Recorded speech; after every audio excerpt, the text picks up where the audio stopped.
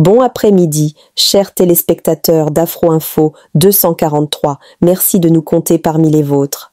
RDC, un avion s'écrase à l'aéroport de Kolwezi, une vingtaine de passagers dont le ministre Louise Watoum s'en sortent indemnes. Voici les détails.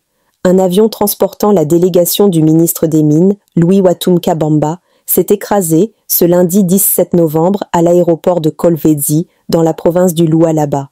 L'appareil, en provenance de Kinshasa, a terminé sa course hors piste avant de s'enflammer, suscitant une vive inquiétude parmi les témoins. Le ministre et tous les membres de sa délégation ont pu évacuer l'appareil à temps. Selon son conseiller en communication, Isaac Niembo, aucun blessé n'est à déplorer, bien que tous les bagages soient restés à bord. Nous sommes une délégation d'une vingtaine de personnes dans la suite du ministre des Mines en provenance de Kinshasa. L'avion qui nous transportait a raté l'atterrissage et a pris feu. Nous sommes tous sortis avant que le feu ne se généralise dans l'avion. Explique à actualité.cd Isaac Niembo, chargé de communication du ministre des Mines. Le ministre Watoum Kabamba se rendait à Kolwezi pour suivre de près l'accident meurtrier survenu sur le site minier de Kalondo, près du village Mulondo, dans le territoire de Muchacha, où plus de 40 creuseurs ont perdu la vie.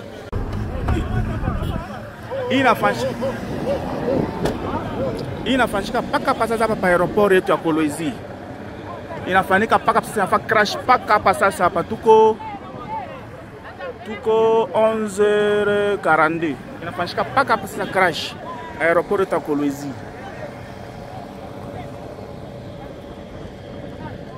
Inaanza kwa na ministre wa mine national. Ministre wa mine national ndio anafanya accident pe inafa crash paka hapa sasa hapa avion. Yo ile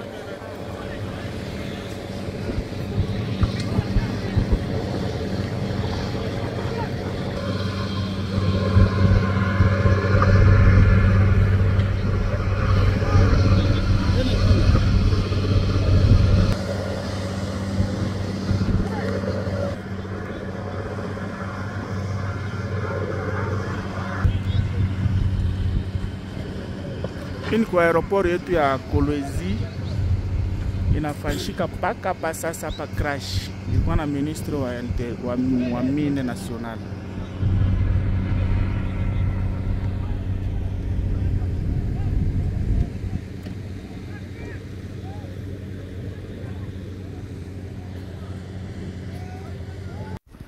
Naona mlima wa Gongwa. Ndio mlima wa Gongwa yenye naona hapo mbele. Ndio advance pata ya coalition MPDAC EPLC na General Ruota taulika pale chama chake walifanya coalition ya kuya kata relation ya Kageregere na Muramvya na wamefaulu kufika Gongwa. Adui mwenye alikuwa pale alinyanguka kabisa kuona kikosi gisi kilipanua bwingi kia coalition MPDAC. Anayesimamia coalition hiyo ni kiongozi Omar Namtaga Commander Force, pakiwa na observance wake Landa Bango na admi General Ruota porte parole wetu ule. Unaona kambi yenye shafunga pale Gongwa, injo Gongwa centre. Adui alikimbia kabisa, aliacha mangombe. Tukaita raia wa Wanyarwanda wenye hawana silaha, wenye mangombe walikuja wakazibeba na zingine wiko wanaragira. Hakuna hata shida yoyote. Kwa jua hatuna shida na raia, tuko na shida na Gumino inayojiunga na M23 na mtu yote anayeshikilia silaha kinyume ya serikali ya Kongo, kinyume ya mzalendo, kinyume ya Etafok. Yote huyo mtu anatafutiwa mweneo hii ya Gongwa. Manake Marimba hii yenyewe unaona pale ngambo kule ndio Marimba. Manake hakuna tena nani adui kutoka Kageregere aingie Muramvya wala endelee Bijombo wala kati aende kule Mikenge. Kule hakuna tena na hata pata tena muda. Na siku kidogo tutakuwa tuko Mkageregere. Wajua hapa tushamuweza kabisa, naanza enda nakimbia yeye peke.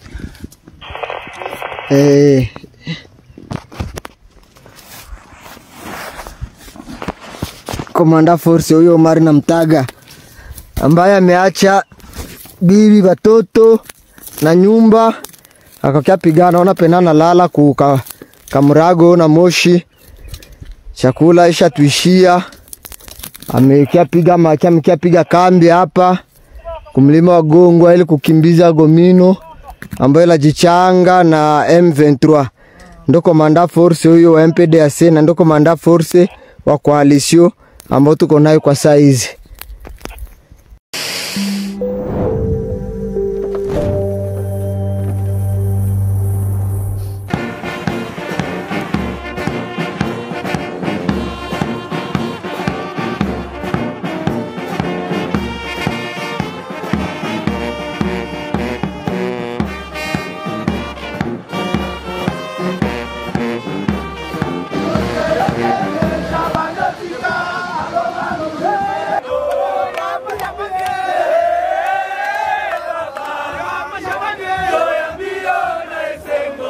Banabuta mbote.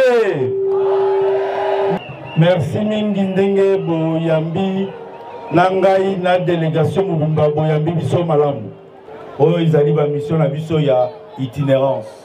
Toye komona ba danger sécuritaire oyo izali kati na mboka na biso. Mboka na biso izali envier, tozali pe na banguna, il faut tozala ekenge.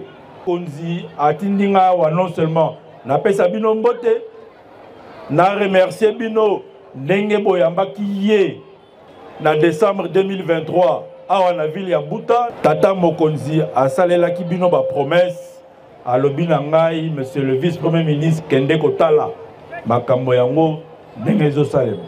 Dossier munene tozali na yango ezali likambo tobengi ya ba population ya transhumance oyo tobengaka généralement Bamboro. Tokosala musala na yango ezala na assemblée provinciale, ezala na société civile. Depuis 3 mois déjà, na niveau ya Kinshasa, na niveau ya gouvernement aussi tochaki commission ya ba expert, ya ba secteur nyoso o Italie makambo ya gestion ya ba population, surtout ba population migratoire o uti libanda. Ils ont travaillé en commission. Bakendaki atelier à 3 jours. Basili ici basali rapport. Kalamingité, il faut tobanda likambo tobengi identification, localisation. Il y a ba population oyo bazali na kati ya transhumance o tobengi Bamboro.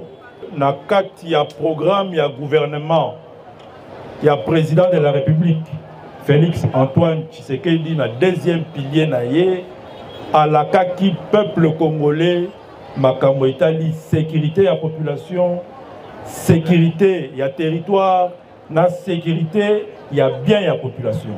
Nde musala ya ministère ya intérieur. Nde musala pe Tata Mokonzi azali kosala. Tozali na banguna oyo balingi kimia na Congo te. Et depuis Makambouana et Bandi, Tata Mokonzi a s'investir pour asilisa Bitumbawana, pour amema kimia katina mboka na biso. Na ba processus oyo président andimaki pour kimia ezala na Washington ezokende na nenga malamu, ezala na Doha pe na kanisi bino nyoso boyoka kilobi. To signaki accord cadre na Doha na batoyo batie mubulu na province ya Nord Kivu na ya Sud Kivu. Accord cadre wana ezali document munene oyo ezomema avancé na kati ya mboka na biso pona kimia ezala pe ezala kimia ya libela. Kifo tozala na espoir, tozala na bondimi pe to accompagner ba processus nyoso wana po ezo influencer vie na biso nyoso na Congo mobimba. Tokolemba te, chef de l'État alobi tokolemba te. D'un côté tozo gérer bitumba wana pe tozo silisa yango, d'un autre côté tozo tala pe makambo ya développement ya mboka na biso. Yango pe ezo monana awa kati ya province ya Bazwele. Nzela, ba travaux ya nzela ezo salema tozali kaka na objectif moko développement ya ba province pe ya ba entité territoriale na biso yango nde komema biso pe na kimia pe ezala éternel na yawa pona yoka bino na yeba pe ba souci na bino ba préoccupation na bino bongo ete na memango na Kisasa na baninga nyonso ya gouvernement na chef de l'État na maman première ministre tolukelango ba réponse pour bozala bien, bozala mieux, bozala na kimia. Nous sommes arrivés à la fin de cette édition. Merci à vous de nous avoir suivis jusqu'ici. Si vous avez apprécié ces contenus, n'oubliez pas de vous abonner à notre chaîne, d'activer la cloche de notification pour ne rien manquer de nos prochaines vidéos. Likez et partagez cette vidéo. On se retrouve très prochainement. À bientôt.